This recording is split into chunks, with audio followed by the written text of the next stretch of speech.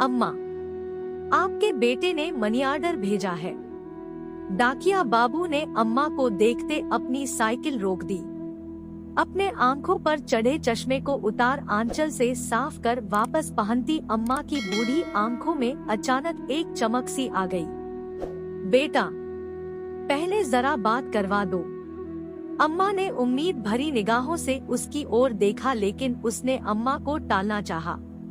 अम्मा, इतना टाइम नहीं रहता है मेरे पास कि हर बार आपके बेटे से आपकी बात करवा सकूं। डाकिये ने अम्मा को अपनी जल्दबाजी बताना चाहा, लेकिन अम्मा उससे चिरौरी करने लगी। बेटा, बस थोड़ी देर की ही तो बात है।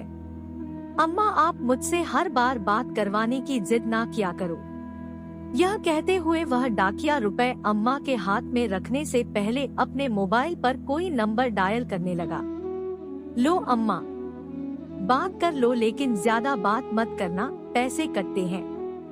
उसने अपना मोबाइल अम्मा के हाथ में थमा दिया। उसके हाथ से मोबाइल ले फोन पर बेटे से हालचाल लेती अम्मा मिनट भर बात कर ही संतुष्ट हो गई। उनके झुर्रीदार चेहरे पर मुस्कान छा गई। पूरे 1000 रुपए हैं अम्मा। यह कहते हुए उस डाकिया ने 100 के 10 नोट अम्मा की ओर बढ़ा दिए। रुपए हाथ में ले गिनती करती अम्मा ने उसे ठहरने का इशारा किया। अब क्या हुआ अम्मा?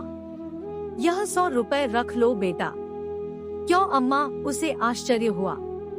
हर महीने रुपए पहुंचाने के साथ साथ तुम मेरे बेटे से मेरी बात भी करवा देते हो।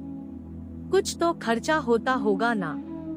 अरे नहीं अम्मा, रहने दीजिए। वह लाख मना करता रहा, लेकिन अम्मा ने जबरदस्ती उसकी मुट्ठी में 100 रुपए थमा दिए और वह वहां से वापस जाने को मुड़ गया। अपने घर में अकेली रहने वाली अम्मा भी उसे ढेरों आशीर्वाद देती अपनी देहरी के भीतर चली गई।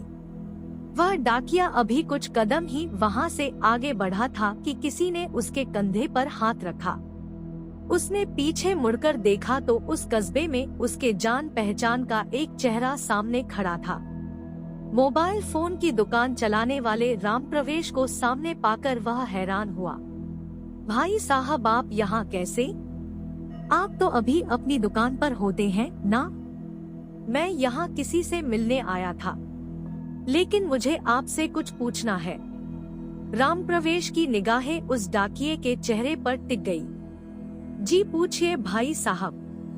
भाई, आप हर महीने ऐसा क्यों करते हैं? मैंने क्या किया है भाई साहब? राम प्रवेश के सवालिया निगाहों का सामना करता वह डाकिया तनिक घबरा गया। हर महीने आप इस अम्मा को भी अपनी जेब से रुपए भी देते हैं और मुझे फोन पर इनसे इनका बेटा बनकर बात करने के लिए भी रुपए देते हैं। ऐसा क्यों? राम प्रवेश का सवाल सुनकर डाकिया थोड़ी देर के लिए सकपका गया, मानो अचानक उसका कोई बहुत बड़ा झूठ पकड़ा गया हो।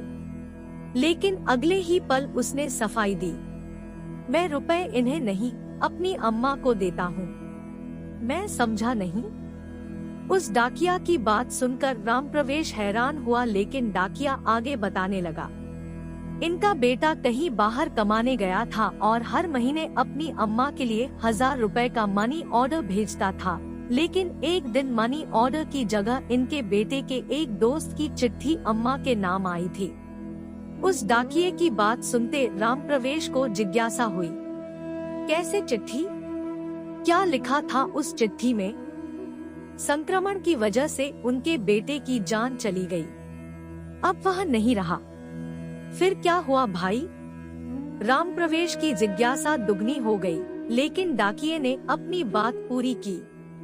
हर महीने चंद रुपयों का इंतजार और बेटे की कुशलता की उम्मीद करने वाली इस अम्मा को यह बताने की मेरी हिम्मत नहीं हुई।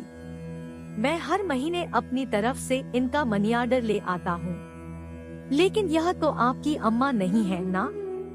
मैं भी हर महीने 1000 रुपए भेजता था अपनी अम्मा को, लेकिन अब मेरी अम्मा भी कहाँ रही? यह कहते हुए उस डाकिया की आंखें भर आई।